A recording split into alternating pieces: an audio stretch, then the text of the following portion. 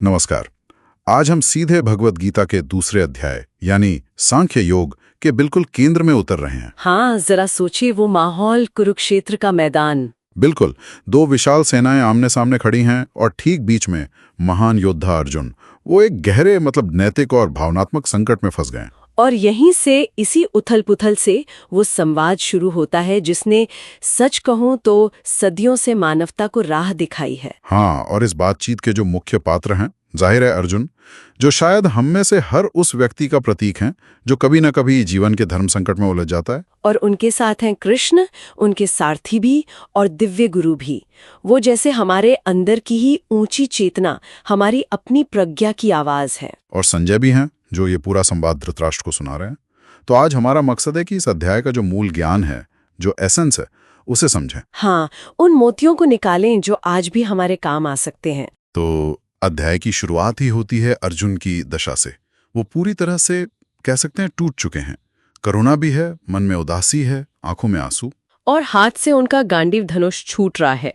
श्लोक 2.1 में यही बताया गया है। बिल्कुल। और तभी कृष्ण उन्हें लगभग झिड़कते हुए पूछते हैं, अर्जुन, इस मुश्किल घड़ी में तुम पर ये कश्मलम, ये मैल, ये अशुद्धता, ये जो मन का धुंधलालका है, ये कैसे आ गया? ये कश्मलम शब्द बहुत महत्वपूर्ण है। ये सिर्फ दुख या उदासी नहीं है। हाँ, क्या है ये असल में? ये एक तरह की आध्यात्मिक दृष्टि का धुंधला जाना है। कृष्ण दरअसल कह रहे हैं कि अर्जुन जैसे समझदार, वीर व्यक्ति के लिए इस निर्णायक पल में ऐसे मोह या अज्ञान में पड़ना ये ठीक नहीं है, ये शोभा नहीं देता। अच्छा। और इसी गहरे संकट के बीच अर्जुन का वो समर्पण आता है। ये शायद इस अध्याय का पहला बहुत बड़ा मोड़ है। हाँ, जब वो कहते हैं कार्पण्य दोषु पहत स्वभाव पृच्छामि त्वाम धर्म सम्मूढ़ चेता यत् श्रेयः स्यान् निश्चितं ब्रूहितन में शिष्यस्तेहम शाधिमाम त्वाम प्रपन्नम। मतलब, मैं दुविधा में हूँ, मेरा स्वभाव कमजोर पड़ रहा है, धर्म क्या है समझ नहीं आ रहा, मैं आपका शिष्य हूँ, आपकी शरण में हूँ, कृपा करके मुझे निश्चित रूप से बताइए कि मेरे लिए क्या अच्छा है। ये बहुत बड़ी बात है, अपनी सीमा को मान लेना और मार्गदर्शन मांगना। बिल्कुल। ये आध्यात्मिक यात्रा का पहला कदम है, अपनी सीमित बुद्धि को ऊंचे ज्ञान के सामने रखना। और यहीं से कृष्ण का वो उपदेश शुरू होता है जो सचमुच सोच की पूरी दिशा ही बदल देता है। हाँ, वो कहते हैं अशोच्यान अन्वशोचस्त्वम प्रज्ञावादांश्च भाषसे गतासूंश्च नानुशोचन्ति पंडिता। जिसका मतलब है, तुम बातें तो ज्ञानियों जैसी कर रहे हो, पर शोक उनके लिए कर रहे हो जो शोक करने लायक हैं ही नहीं। सही। जो पंडित हैं, जो ज्ञानी हैं, वो न तो जाने वालों के लिए शोक करते हैं, न रहने वालों के लिए। और यही वो परिचय कराते हैं आत्मन का। हाँ, वो शाश्वत आत्मा जो हम वास्तव में हैं। बिल्कुल। और इसे समझाने के लिए वो जो कपड़ों वाला उदाहरण देते हैं, वो तो कमाल का है। हाँ, श्लोक 2.22 वासांसि जीर्णानि यथा विहाय नवानि गृह्णाति नरो अपराणि तथा शरीराणि विहाय जीर्णान्यन्यानि संयाति नवानि देहि। जैसे हम पुराने फटे कपड़े छोड़कर नए पहन लेते, वैसे ही ये देही यानी आत्मा, देही यानी शरीर में रहने वाली, हाँ, वो पुराने बेकार हो चुके शरीरों को छोड़कर नए शरीर धारण कर लेती है। बात यहाँ दिलचस्प हो जाती है, क्योंकि अगर हम वो पहनने वाले हैं, शरीर नहीं, तो फिर शरीर के साथ जुड़े मान अपमान, सुख दुख, इनका क्या मतलब रह जाता है? ये सोच तो जीवन के उतार चढ़ाव देखने का नजरिया ही बदल सकती है। बिल्कुल। और आत्मा की जो अविनाशी प्रकृति है, उस पर कितना जोर दिया है कृष्ण ने। हाँ, श्लोक 2.20 में न जायते म्रियते वा कदाचिन नायम भूत्वा भविता वा न भूया अजो नित्या शाश्वतो अयम पुराणो न हन्यते हन्यमाने शरीरे। यानी आत्मा न कभी जन्म लेती है, वो अजन्मा है, नित्य है, शाश्वत है, पुरातन है, अव्यय है। शरीर के मारे जाने पर भी वो नहीं मारी जाती। ये 5 शब्द, अजो, नित्य, शाश्वत, पुराण, अव्यय, ये तो पूरी तस्वीर ही साफ कर देते हैं। सोचिए, अगर ये बात गहराई से समझ आ जाए तो मृत्यु कब है कितना कम हो जाए। सही बात है।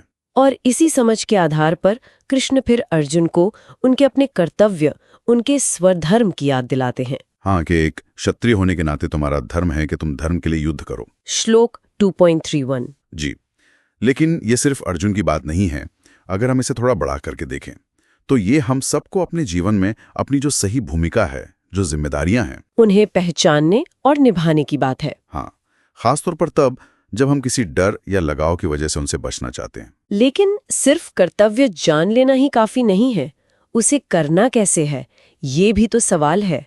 और यहीं पर आता है कर्मयोग का सिद्धांत। बिल्कुल। वो प्रसिद्ध श्लोक 2.47, कर्मण्येवाधिकारस्ते मा फलेषु कदाचन। माँ कर्म फले हेतुर्भुर माँ ते संगोस्त्व कर्मणि, यानी तुम्हारा अधिकार सिर्फ कर्म करने में है, उसके फलों पर कभी नहीं। तुम न तो कर्म के फल का कारण बनो और न ही कर्म न करने में तुम्हारी आसक्ति हो। ये शब्द बहुत गहरे हैं। कर्मणि अधिकारः फलेषु कदाचन संगः। पर इसका मतलब क्या ये है कि हमें नतीजों की बिल्कुल परवाह नहीं करनी चाहिए? ये थोड़ा कंफ्यूजिंग लग सकता है। देखिए, परवाह न करने की बात नहीं है, बात है नतीजों से अपनी खुशी, अपनी पहचान, अपना मूल्य न जोड़ने की। अच्छा। कर्म करने की स्वतंत्रता है ये, परिणामों के बोझ से मुक्त होकर कर्म करना, क्योंकि कर्म पर हमारा वश है, फल पर नहीं। ये समझ हमें बहुत सारी चिंता और निराशा से बचा सकती है। तो ये एक तरह से अनासक्ति है फल के प्रति। हाँ, अनासक्ति।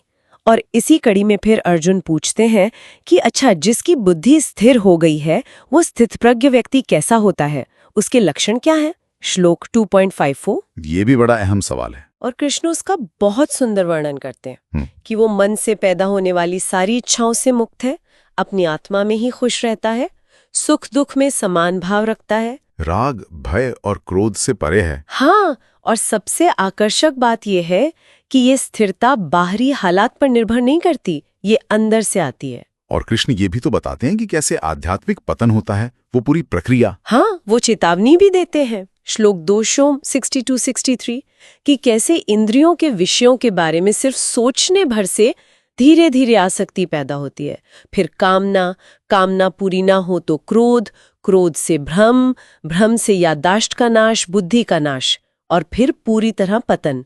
एक तरह का साइकोलॉजिकल मैप है ये। बिल्कुल। और अध्याय का जो समापन है वो भी कितना शक्तिशाली है, वो समुद्र वाली उपमा। हाँ, श्लोक 2.70, जैसे नदियां समुद्र में जाकर मिलती हैं पर समुद्र हमेशा भरा रहता है, फिर भी शांत और स्थिर रहता है। वैसे ही जिस इंसान में इच्छाएं आती तो हैं पर उसे विचलित नहीं कर पाती, वही शांति पाता है और अंत में ब्रह्मी स्थिति यानी परम आध्यात्मिक अवस्था को प्राप्त करता है। शांति की इससे गहरी छवि क्या होगी? सच में तो ये अध्याय हमारे सामने कुछ बहुत बुनियादी पर गहरे सवाल छोड़ जाता है। हाँ, जैसे कि इस बदलते शरीर और मन के परे मैं असल में कौन हूँ?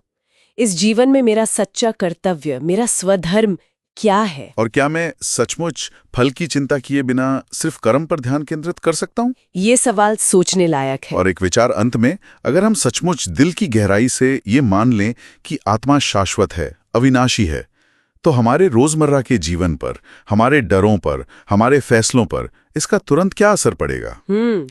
ये वाकई सोचने वाली बात है।